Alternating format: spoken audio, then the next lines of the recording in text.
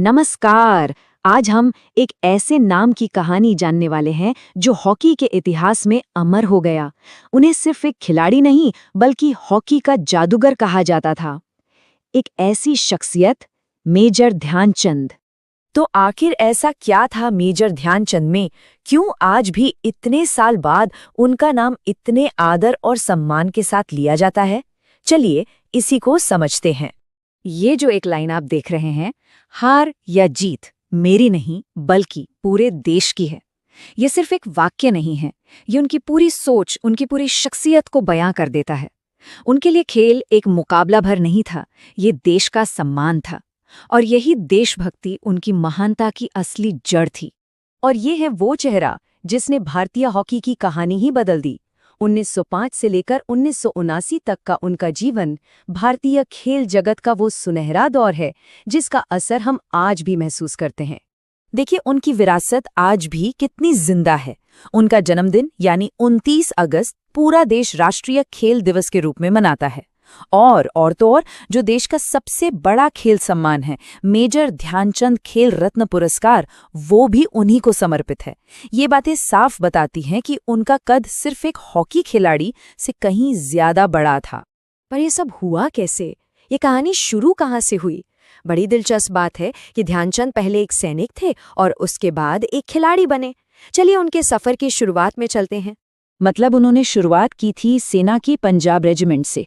और कमाल देखिए, जैसे जैसे मैदान पर उनका जादू बढ़ता गया, सेना में उनका रुतबा भी बढ़ता गया, लांस नायक से लेकर सूबेदार तक। तो आखिर उनकी इस जादू का राज क्या था? कोई सीक्रेट?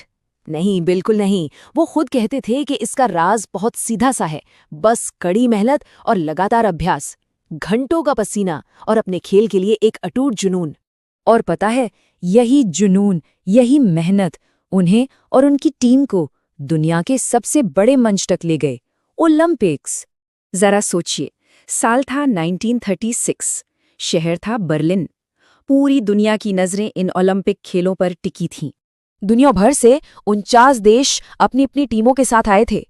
माहौल में एक जबरदस्त उत्साह और तनाव था। और इस इतने बड़े मुकाबले के आखिर में मेजर ध्यानचंद की कप्तानी में भारत ने गोल्ड मेडल जीता। ये सिर्फ एक मेडल नहीं था, ये दुनिया के सामने भारत का गौरव था। लेकिन सिर्फ जीतना ही उनकी पहचान नहीं थी। असली पहचान तो इस बात से बनी कि वो खेल को खेलते कैसे थे। उनका अंदाज क्या था जिससे उनका असली चरित्र सामने आया। एक किस्सा है, एक मैच चल रहा था, माहौल में काफी गर्मी थी और एक विरोधी खिलाड़ी ने उन्हें हॉकी स्टिक से चोट पहुंचा दी। अब ऐसे में किसी को भी गुस्सा आ सकता है ना? पर ध्यानचंद ने जो किया वो इतिहास बन गया। तो उन्होंने क्या किया? क्या उन्होंने भी पलटकर वार किया? नहीं, उन्होंने अपना बदला लिया, लेकिन स्कोरबोर्ड पर। उनकी बात में जो दम था वो देखिए। ये दिखाता है कि असली जीत ताकत से नहीं, हुनर से मिलती है। क्या कमाल की खेल भावना थी। और सिर्फ यही नहीं, उनका एक और पहलू था जो उन्हें महान बनाता था, और वो थी उनकी टीम के लिए निस्वार्थ भावना। मतलब सोचिए, एक खिलाड़ी जो आसानी से खुद गोल कर सकता है, वो गेंद को गोल के पास ले जाकर अपने साथी को दे देता था ताकि गोल का श्रेय उसे मिले। इसी बात ने तो दुनिया भर के स्पोर्ट्स लवर्स का दिल जीत लिया था। तो जब हम इन सब बातों को जोड़ते हैं तो एक बात साफ हो जाती है, ध्यानचंद की विरासत सिर्फ गोल या मेडल्स की गिनती नहीं है, बल्कि इससे कहीं ज्यादा गहरी है। वो आज भी लाखों भारतीयों के लिए प्रेरणा है। वो राष्ट्रीय गौरव का, विनम्रता का और कड़ी मेहनत का एक जीता जागता प्रतीक बन गए। उनका जीवन हमें एक बहुत बड़ी बात सिखाता है कि आप चाहे कितने भी बड़े क्यों न बन जाएं, विनम्रता और देश के लिए प्यार हमेशा सबसे ऊपर रहना चाहिए। ये एक ऐसी सीख है जो कभी पुरानी नहीं हो सकती। और यहीं पर ध्यानचंद की कहानी हमें एक बहुत जरूरी सवाल के साथ छोड़ जाती है।